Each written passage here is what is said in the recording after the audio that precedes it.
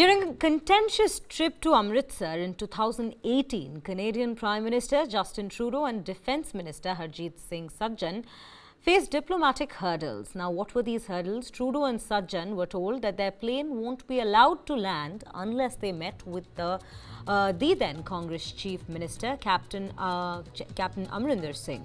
A report in the Globe and Mail, a Canadian daily, claimed that Trudeau and Sajjan were trying to avoid meeting Captain Amarinder as he had called the latter's father a terrorist for his association with the World Sikh organization. Reluctantly, Trudeau and Sajjan agreed to the meeting, which centered on concerns about Sikh separatists in Canada, notably focusing on figures like Hardeep Singh Nijjar. Captain Singh then presented a document listing several individuals. Now, these individuals were presented to them, urging Canada to take action against them in line with India's efforts to counter the Sikh separatism.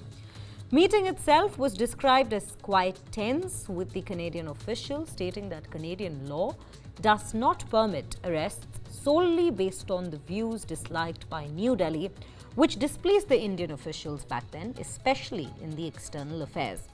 The dossier was provided during a period when the CSIS had been collaborating with India's intelligence agency, Research and Analysis Wing, to investigate the activities of Sikh separatists living in Canada.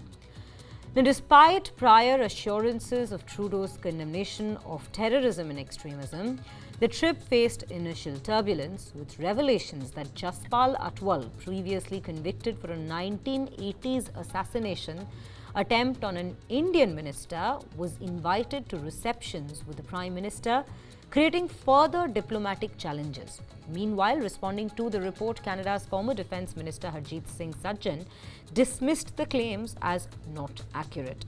And if we look at what had been said by Sajjan, he had said, and I quote, "One thing I can tell you is that the report is not accurate. But I think we can all say there has been significant misinformation and disinformation by India on individuals in this country, including on myself and my family as well."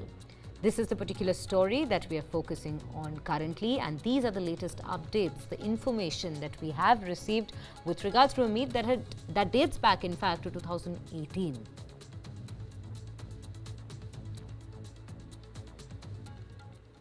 Now, we continue to keep our focus on Canada. Canadian Foreign Minister Melanie Joly has said that Ottawa continues to stand by the allegations that Indian agents were involved in the killing of Hardeep Singh Nijjar, despite no proof that shows New Delhi's involvement.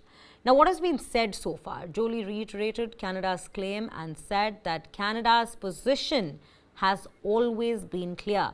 Our job is to protect Canadians, and we stand by the allegations that a Canadian was killed on Canadian soil by Indian agents. She in fact further added that in regards to Canada's relationship with India, I think that it's always better when diplomacy remains in private. Canada will continue to stand by first protecting Canadians, making sure that we also protect our sovereignty, and in the end also we need to protect our rule of law.